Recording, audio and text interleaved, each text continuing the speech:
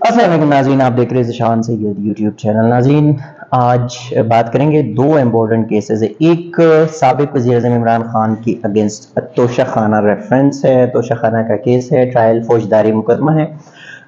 اس میں ان کو ریلیف ملے گا یا نہیں، 5 اگست سے پہلے عمران خان کو سزا ہو جائے گی یا نہیں، اس پہ بات کریں گے۔ دوسرا،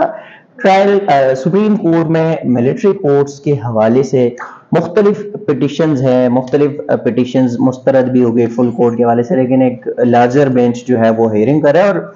دیکھنا یہ ہوگا کہ چیف جسٹس عمر عطا بندیال جانے سے پہلے کوئی بڑا فیصلہ کر پائیں گے یا نہیں۔ اس کیس کا فیصلہ جو ہے آنے والا چیف جسٹس قاضی فائزی سے کرے گا۔ تو ہمارے ساتھ سینئر کورٹ رپورٹر موجود ہے سعید بلوچ۔ سعید صاحب بہت شکریہ۔ دو سوالات ہیں۔ ایک تو یہ ہے کہ توشہ خانہ فوجداری مقدمہ ہے، ٹرائل کورٹ نے سابق وزیر اعظم عمران خان کا جو حق دفاع ہے وہ مسترد کر دیا، وہ حق بھی چھین لیا، قانونی اور آئینی حق ہے کسی بھی ریسپونڈنٹ کا۔ تو آپ کی جو عدالتی اور کورٹ رپورٹنگ کا جو کیریئر ہے، اس میں آپ نے ایسا کوئی کیس دیکھا ہے کہ ریسپونڈنٹ کی جو حق دفاع ہے وہ کینسل ہو؟ بہت شکریہ ذیشان سید صاحب۔ دیکھیں، آپ نے جو دو کیسز کا حوالہ دیا ہے نا،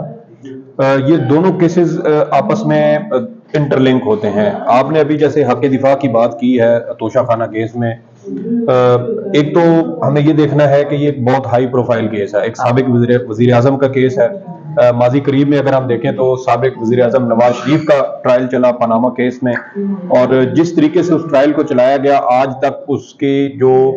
قانونی حیثیت ہے، جو اس کا طریقہ کار ہے، اس کے اوپر انگلیاں اٹھائی جاتی ہیں۔ ان عدالتی فیصلوں کو بطور عدالتی نظیر کسی جگہ اس کو پیش کیے جانے میں لوگ ہچکچاہٹ محسوس کرتے ہیں۔ تو اب ایک وزیر اعظم کے خلاف جب اس طرح کا فیصلہ ہماری جو عدلیہ کی تاریخ ہے یا سیاسی تاریخ ہے اس کا حصہ بن چکا ہے، اب ایک اور سابق وزیر اعظم کے خلاف کیس چلایا جا رہا ہے، اور جو آپ نے ذکر کیا کہ بنیادی جو حق ہوتا ہے کسی بھی جو ڈیفینڈنٹ ہے اس کا، وہ حق دفاع ہے۔ اب فرض کریں میرے اوپر یا آپ کے اوپر کوئی کیس چل رہا ہے اور عدالت ہمیں یہ کہہ دے کہ آپ کا حق دفاع نہیں ہے، آپ اپنے دفاع میں کسی قسم کا کوئی شواہد، کوئی گواہ پیش نہیں کر سکتے کہ آپ نے یہ جرم کیا ہے یا نہیں کیا، تو جب ہمارا یہ حق ہی ختم ہو جائے گا تو اس کے بعد پھر یہ تو ہم تو ایسے سمجھے کہ ایک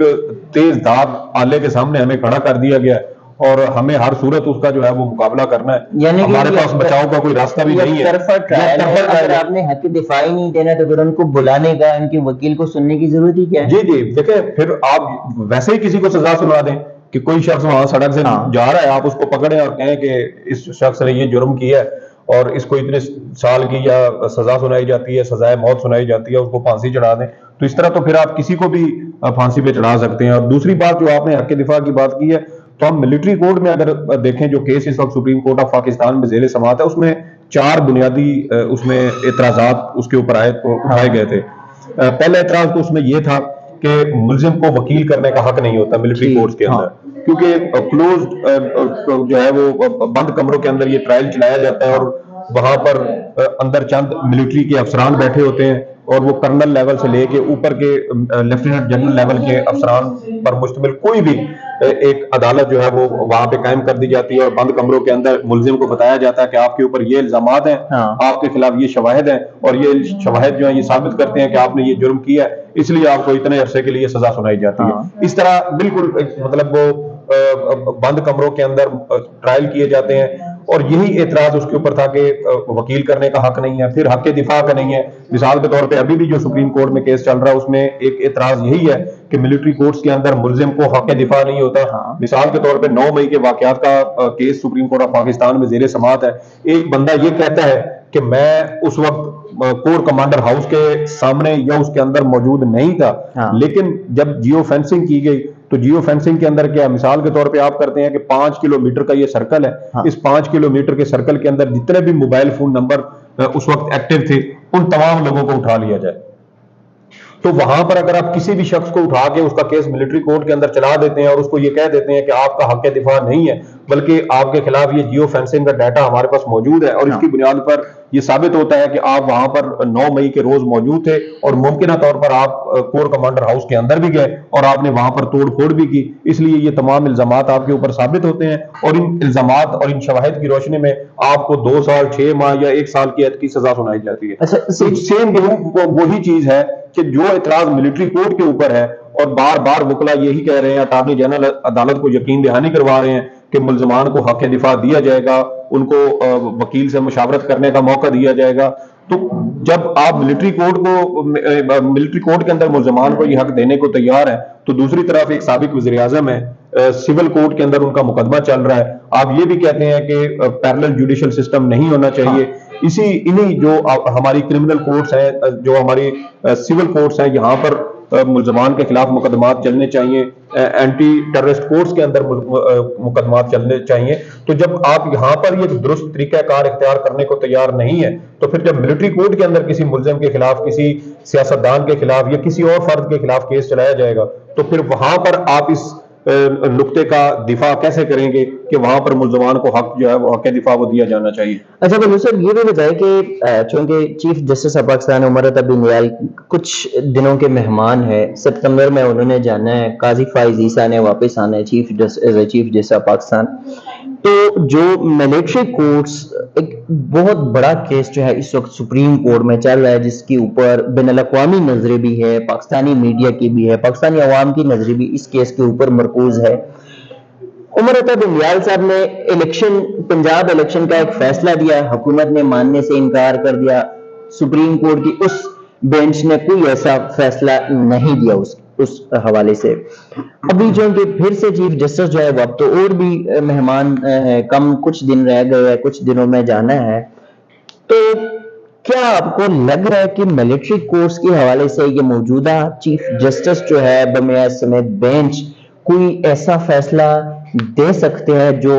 پاکستانی عوام کے حق میں ہو، پاکستانی جو شہری ہے ان کے حق میں ہو، یا یہ فیصلہ بھی قاضی فائز عیسیٰ اپنے دور میں کریں گے؟ دیکھیں، اس میں جو ہمیں ایک بنیادی تبدیلی نظر آئی ہے گزشتہ 2 سے 3 سماعتوں کے دوران، وہ یہ ہے کہ چیف جسٹس کی یہ کوشش تھی کہ اس مقدمے کو جسٹس قاضی فائز عیسیٰ کے چیف جسٹس بننے تک کسی طریقے سے مؤخر کیا جائے، اور جب justice Qazi Faez Isa chief justice of Pakistan بنیں گے تو اس کے بعد پھر وہ اس معاملے کو آگے لے کر چلیں۔ اس کی جو بنیادی ہمیں ایک تبدیلی جو نظر آئی تھی وہ یہ تھی کہ جب اس کیس کی سماعت مقرر کی گئی 1 اگست کو، تو اس سے ایک دن پہلے یعنی 31 جولائی کو درخواست گزار تھے کراچی سے سول سوسائٹی کے، ان کے وکیل فیصل صدیقی کی جانب سے سپریم کورٹ میں ایک تحریری جواب جمع کروایا گیا، اور ان کی جانب سے سپریم کورٹ سے یہ استدعا کی گئی کہ ملٹری کورٹس میں عام شہریوں کے ٹرائل کے خلاف جو کیس اس وقت سپریم کورٹ میں زیر سماعت ہے، اس کو سننے کے لیے فل کورٹ تشکیل دیا جائے۔ اب فل کورٹ اس سے پہلے اسی بینچ میں شامل 4 جو ججز ہیں وہ اس کا مطالبہ کر چکے ہیں۔ 9 رکنی لارجر بینچ تھا اور یہ 6 رکنی بینچ میں اسی وجہ سے تبدیل ہوا کیونکہ جسٹس قاضی فائز عیسیٰ اور جسٹس سردار طارق مسعود نے سب سے پہلے اس کیس کی پہلی سماعت کے اوپر ہی آغاز پر جیسے عدالت پہنچی تھی تو فوری طور پہ جسٹس قاضی فائز عیسیٰ نے اس کے اوپر اپنے جو آبزرویشنز تھیں وہ دی تھیں اور کہا تھا کہ مجھے اس بینچ کی تشکیل پر اعتراض ہے اور اس کے لیے اس کیس کو سننے کے لیے فل کورٹ تشکیل دیا جانا چاہیے۔ جسٹس سردار طارق مسعود نے بھی ان کے اس موقف کو انڈورس کیا۔ پھر بعد میں جسٹس منصور علی شاہ نے چیف جسٹس سے ایک نوٹ لکھا اور کہا کہ اس کے لیے فل کورٹ تشکیل دی جائے۔ اس کے بعد اب اسی بینچ کے رکن جج ہیں جسٹس یحییٰ فریدی، ان کی جانب سے بھی چیف جسٹس کو ایک نوٹ لکھا گیا اور انہوں نے بھی چیف جسٹس سے مطالبہ کیا کہ یہ اہم نوعیت کا کیس ہے اور اس کیس کی سماعت کے لیے فل کورٹ کی تشکیل دی جانی چاہیے۔ اب ایک بار آپ فل کورٹ تشکیل دے دیں، اس کے بعد جو جج اپنی مرضی سے بینچ سے الگ ہونا چاہے وہ الگ ہو جائے، وہ ان کی ثوابدید ہے، وہ اگر نہیں کیس سننا چاہتے وہ نہ سنیں۔ لیکن عدالت کے اوپر جو بنیادی اعتراض یہ آ رہا ہے گزشتہ کچھ عرصے سے کہ ہم خیال بینچز بنائے جاتے ہیں اور اس کی وجہ سے جو دیگر ججز ہیں سپریم کورٹ کے سینئر ججز کو بھی اگنور کیا جا رہا ہے، نظر انداز کیا جا رہا ہے اور ان کو بینچز کا اہم کیسز میں بینچز کا حصہ نہیں بنایا جاتا۔ لیکن اس وقت چیف جسٹس نے ان کی یہ جو مطالبہ تھا یہ تسلیم نہیں کیا۔ پھر وفاقی حکومت کی جانب سے تحریری جواب جمع کروایا گیا، انہوں نے بھی مطالبہ کیا کہ اس کے لیے فل کورٹ تشکیل دی جائے۔ 2 روز لگاتار اٹارنی جنرل سپریم کورٹ سے یہ استدعا کرتے رہے کہ اس کیس کی سماعت کے لیے فل کورٹ تشکیل دیا جائے، لیکن پھر بھی چیف جسٹس نے اس کے اوپر ان کا یہ جو استدعا تھی یہ منظور نہیں کی، فل کورٹ تشکیل نہیں دیا۔ پھر اچانک ایک درخواست گزار جو ہے وہ سامنے آتے ہیں اور وہ یہ کہتے ہیں کہ اس کیس کی سماعت کے لیے فل کورٹ تشکیل دیا جانا چاہیے، اور ہمیں اس وقت نظر آتا ہے کہ چیف جسٹس آف پاکستان جو ہے وہ بھی اس کیس میں اب اس سٹیج پہ آ کے فل کورٹ تشکیل دیے جانے کے حق میں ہے۔ جب 1 اگست کو اس کیس کی سماعت شروع ہوئی تو چیف جسٹس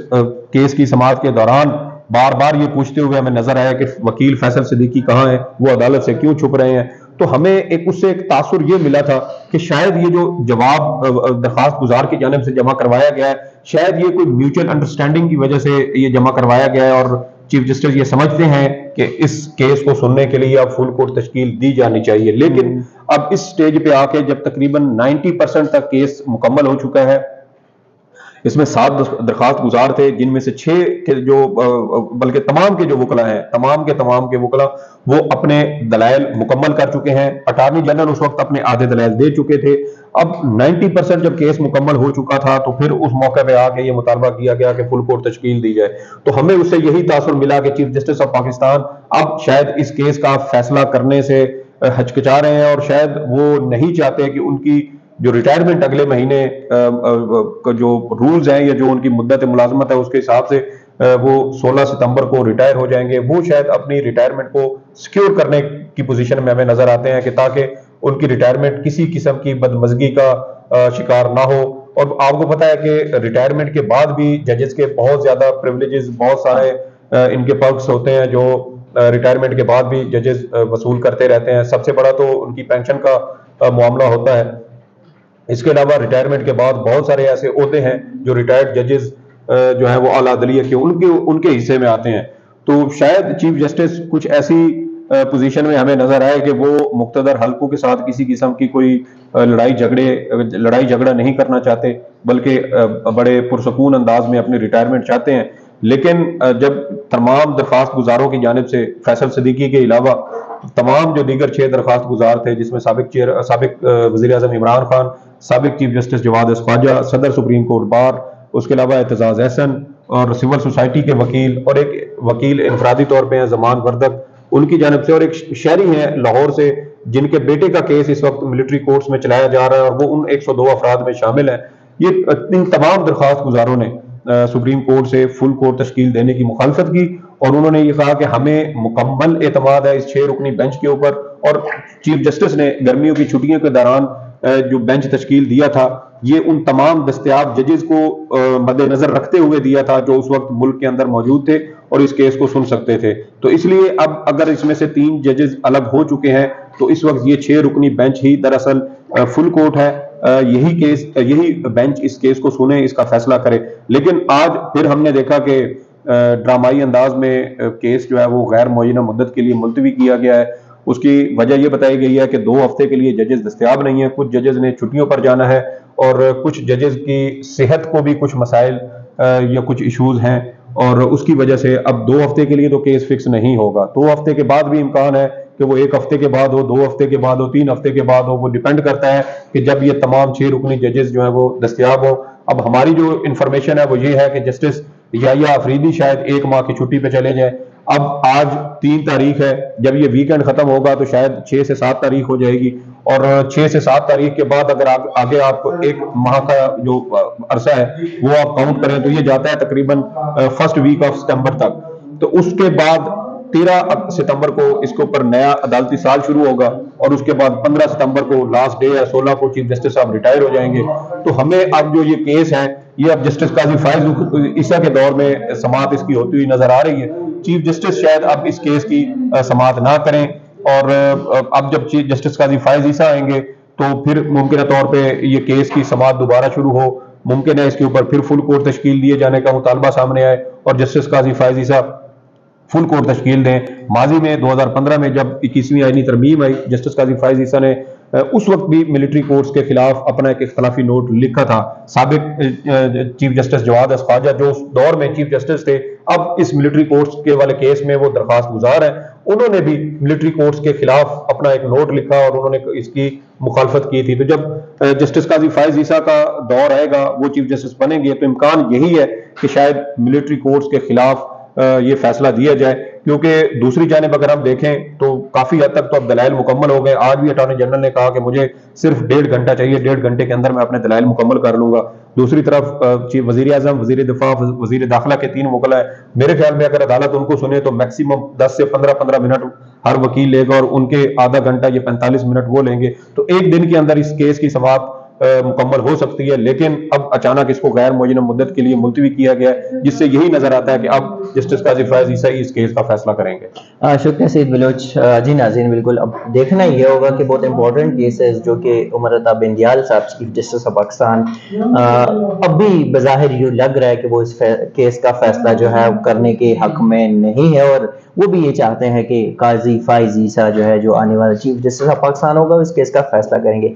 دوسری جانب جو تحریک انصاف کے چیئرمین ہیں, ان کی توشہ خانہ سے متعلق جو حق دفاع ہے, بظاہر یوں چونکہ اسلام آباد ہائی کورٹ کے چیف جسٹس نے اب آج ایک عندیہ دے دیا, تو بظاہر یوں لگ رہا ہے کہ کل تک ان کو کوئی نہ کوئی تھوڑا سا ہی صحیح لیکن کچھ ریلیف مل جائے گا. ناظرین, اب تک کے لیے اتنا ہی. اس قسم کی چیزیں آپ کے ساتھ شیئر کرتے رہیں گے, تب تک کے لیے دیجیے گا اجازت. اللہ حافظ.